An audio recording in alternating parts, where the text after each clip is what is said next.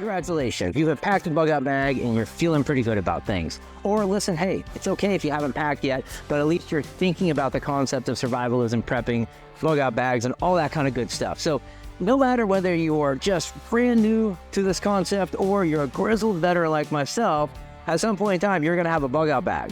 So the big question has to be, cool, I got a bug out bag. What actually happens next? Where exactly am I bugging out to, and how am I going to get there, and what time of day am I going to travel, and what type of threats or problems might I encounter along that route? These are just a few of the questions that we're going to answer today as I lay out my simple 5-step, comprehensive, nearly bulletproof evacuation strategy. Or for the algorithm, listen, fine, whatever, we'll call it a bug out plan. Let's get into it.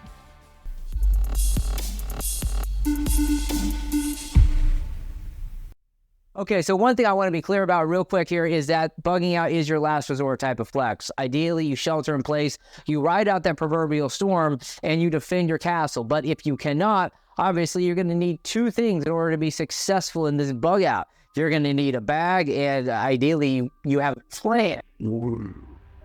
I can't tell you how many people I know who have said, hey, listen, Blitz, I think I'm good to go. Check out my bug out bag, check out what I got here. And it all looks great. And then I'm just like, hey, listen, what's the plan? You know, what are you going to do? And it's like, I don't know. I'll probably go to my parents' house, or, you know, there's the state forest, about 60 miles north of me. I'm just going to go there and, I don't know, just camp out. And yeah, it'll be all good. And to be clear, this bug out plan that we're going to get into doesn't have to be complicated. I mean, high level, it's very simple. There's something bad happening. There's a threat that's coming in your direction, and you need to get the hell out of Dodge as fast as humanly possible. And now an obvious question to ask at this point in time is saying, like, hey, listen, we got a bug out bag, we got a bug out plan we're going to be talking about. What exactly are we bugging out from? And to be honest with you, it doesn't really matter. It could be anything. It could be civil war. It could be the end of society. It could be civil unrest. It could be riots. It could be war. It could be nuclear strikes.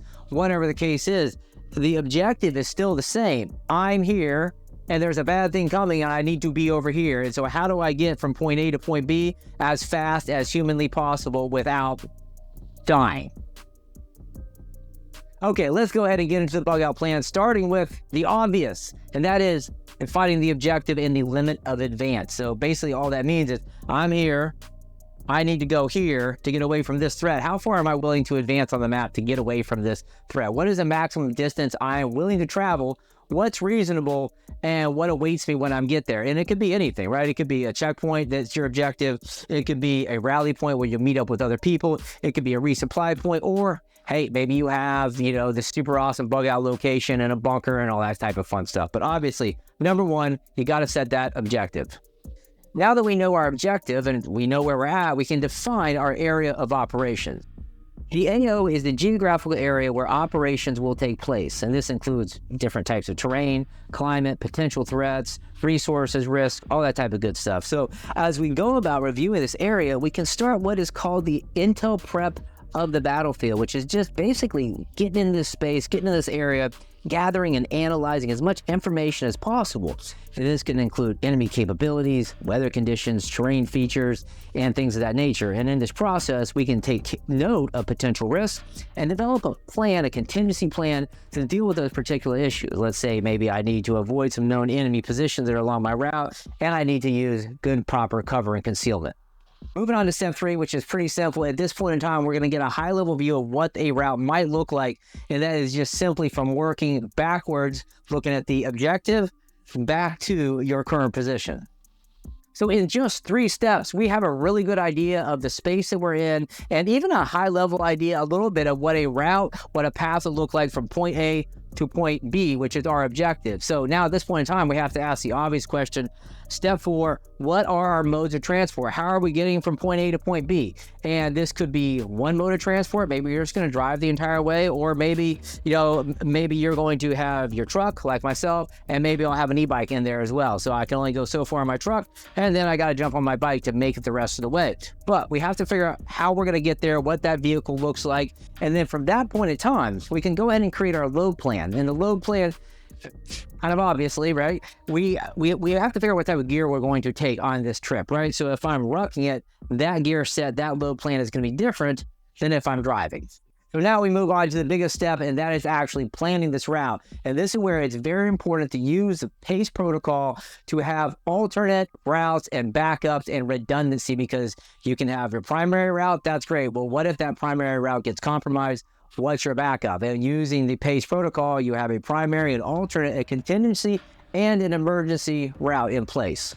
And listen, you don't have to do all four at once. Maybe you just have a primary and an alternate, and then you go ahead and get started with the next step, which is super important, which is doing a recon of this route. And maybe you do it on foot, maybe you're on a bike, maybe you drive, who knows? But you get a really good idea of what that route looks like and any sort of obstacles or resources along the way. Maybe, maybe there's some obstacles that you have to go over, or maybe there's some buildings that you have to go through, or, maybe there's some water sources you can rely on for, hydration, right? But, really getting a good idea of what that route looks like. And then once the route recon is actually done, we can go ahead and maybe set up a checkpoint along the way, depending on how long this route is. Maybe we set up a rally point, and we also need to work in some sort of communications plan into this context if we're obviously working with other people, right? So keeping everybody in touch and moving along the same route in an expeditious manner to the objective is, I guess you could say that's probably a really good idea.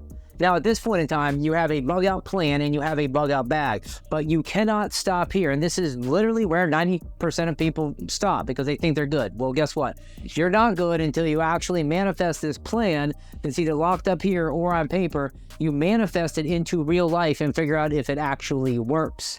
Call it a training exercise, call it LARPing, call it a Sunday freaking stroll or a hike or a camping trip or whatever the case is. You need to actually make this happen in real life to see if it's actually feasible, and then learn from that experience. Now, how do you learn from that experience? Well, after you go do this thing in real life, you come back home and you write what is called an after action report. And it is in that after action report, or AAR, where you talk about the things that went right, the things that went wrong, what you would change, what you would keep the same, and whether the mission was a success or not. And so based on that experience, then you evolve and you get better, and you start to work in better communication plans and better contingency plans. And overall, the entire bug out plan actually becomes legit and customized for you and your needs.